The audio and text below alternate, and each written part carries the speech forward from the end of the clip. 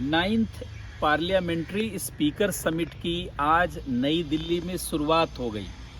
अभी कुछ दिनों पहले ही G20 का सम्मेलन सफलतापूर्वक भारत में संपन्न हुआ। उसी G20 के P20 का कॉन्फ्रेंस आज शुरू हुआ है, अर्थात पार्लियामेंट्री स्पीकर कॉन्फ्रेंस 20। ये G20 का ही पार्लियामेंट्री स्पीकर की एक जो है एक तरीके से देखा जाए समिट है, और इसका नेतृत्व भारत कर रहा है। यशोभूम दिल्ली का वो जो एक नया जानते सेटअप जहां तैयार किया गया है, वहीं पर ये सम्मेलन चल रहा है। प्रधानमंत्री ने इसका उद्घाटन कर दिया है। लेकिन सबसे महत्वपूर्ण बात है कि इस समिति में कनाडा ने आने से मना कर दिया, मतलब कनाडा इस समिट में नहीं शामिल होगा।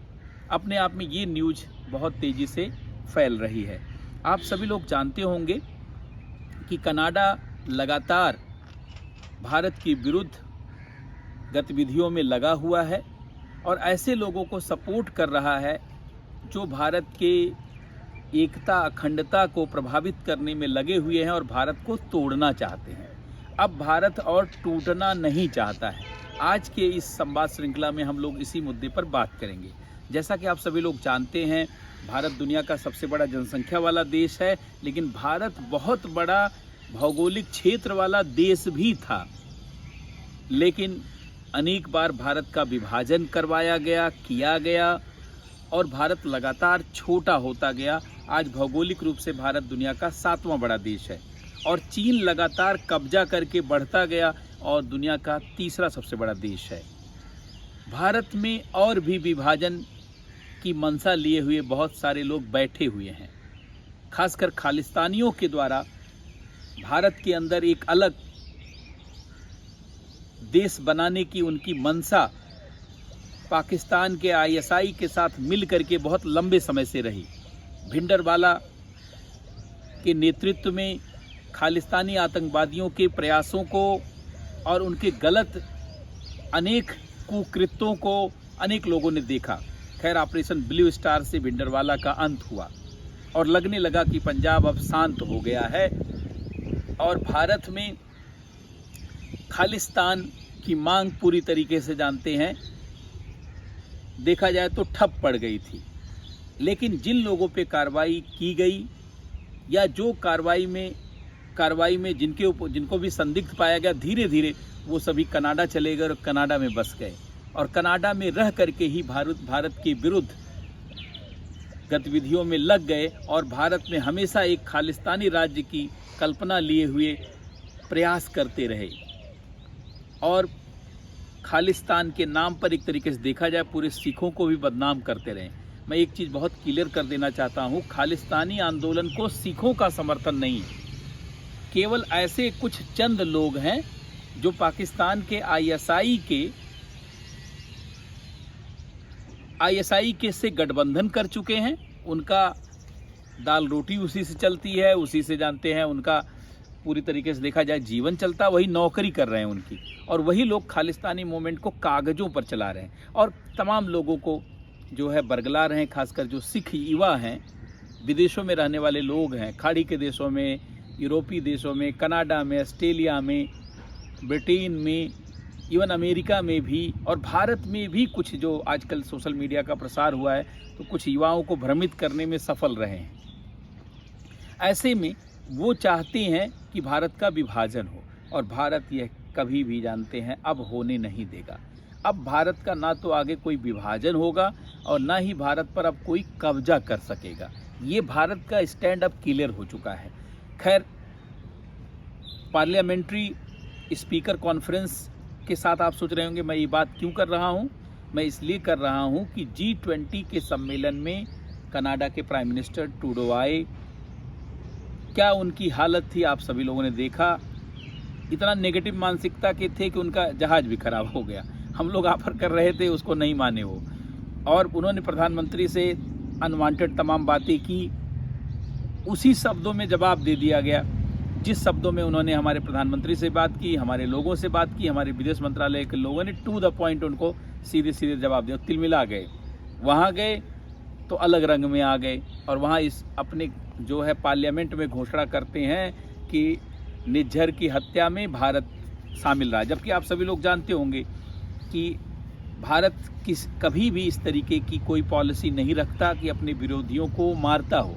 हम किसी से असहमत हो सकते हैं, उसे खारिज नहीं कर सकते, हमारी धारणा हमेशा ऐसी रही। चाइना के एजेंटों के द्वारा उनकी हत्या करवाई गई है, ये बात पूरी तरीके से जानते हैं, प्रूफ हो चुकी है।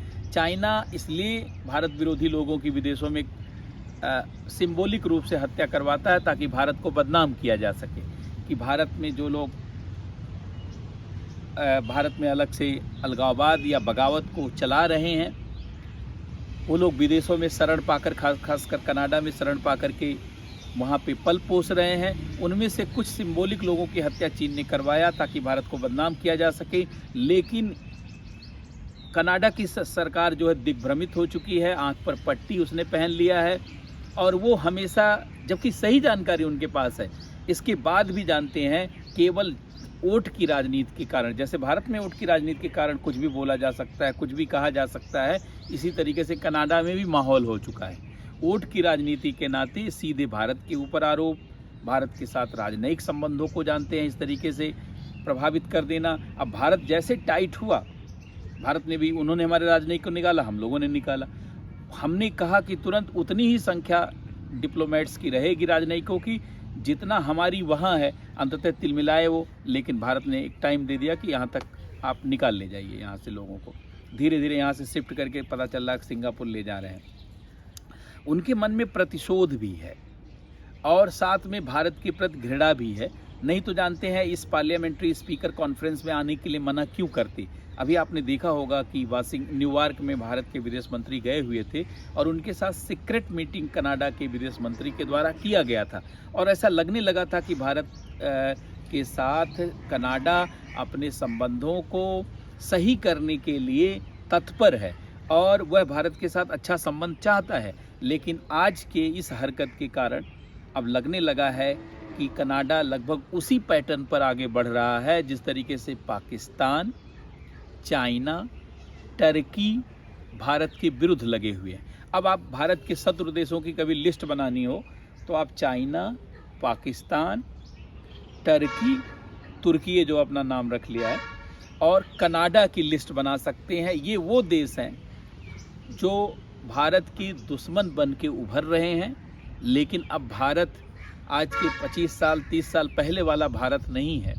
अब भारत न केवल आर्थिक रूप से सशक्त हुआ है, 5वीं बड़ी अर्थव्यवस्था बना है, बल्कि सामरिक रूप से भी हम अपनी क्षमता को बहुत बढ़ा ले गए हैं। भारत की आवाज़ को अंतर्राष्ट्रीय स्तर पर महत्व दिया जा रहा है। इसलिए कनाडा की सरकार किसी मुगालते में ना रहे, हम उसके किसी दबाव में आने वाले नहीं हैं और भारत की सरकार उससे कहीं भी दबने वाली नहीं है।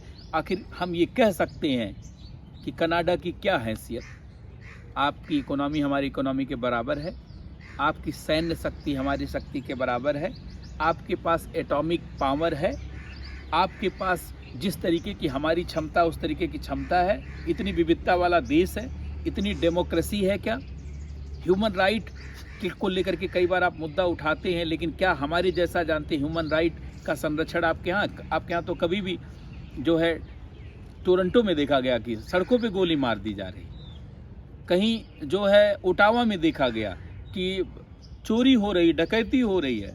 क्या अफरा तफरी का माहौल बना दिया है। कभी यह सोचा भी नहीं जा सकता था कि विकसित देश इस तरीके के होते हैं जिस तरीके से कनाडा ने अपनी व्यवस्था को दर्शाया है। खाली व्यवस्था को दर्शाया ही नहीं है बल्कि उसकी अव्यवस्था से लोग अब परिचित हो चुके हैं। इस नाते अब कनाडा की इस तरीके की हरकत और इस तरीके के प्रयास से भारत बदनाम नहीं होगा। अब अंतर्राष्ट्रीय समाज भी जागरूक हो चुका है और भारत का अंतर्राष्ट्रीय उभार हो रहा है। अब भारत के न केवल आवाज़ को लोग सुन रहे हैं, समझ रहे हैं, बल्कि सत्य से अवगत भी हो रहे हैं और आने वाले समय में भारत एक बड़ी शक्ति बनेगा और उसकी शक्ति को बनने से अब कोई भी विरोधी जानते पक्ष हमें रोक नहीं सकता।